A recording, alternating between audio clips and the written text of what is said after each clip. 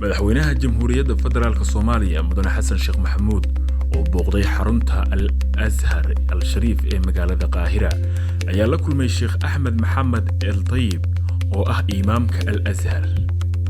madaxweynaha iyo sheekha ayaa ka wada hadlay ahmiyadda dagaalka fikirka ah ee ka dhan argagixisada Al-Shabaab iyo xaaladda kumanaanka arday ee wax ka barata jaamacadda iyo xarumaha Al-Azhar. madaxweynaha ayaa sheegay sida ay Soomaaliya uga go'an tahay in la sii xoojiyo hirgelinta macaahid diini ah iyo xarumo lagu wajaho fikirka xagjirnimada ah.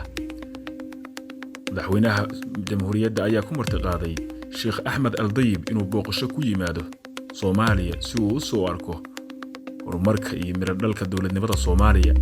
dhankiisa Sheekh Ahmed Maxamed El-Tayyib oo madaxweynaha uga mahadceliyay booqashada ayaa aqbalay casuumaadda waxa uuna si adag u cambaareeyay faragelinta ay dowladda Itoobiya ku samaysay madax bannaanida iyo midnimada jamhuuriyadda federaalka Soomaaliya, isagoo xusay in loo baahan yahay in si wadajir ah looga difaaco cid kasta oo ku soo xadgudubta dal kasta.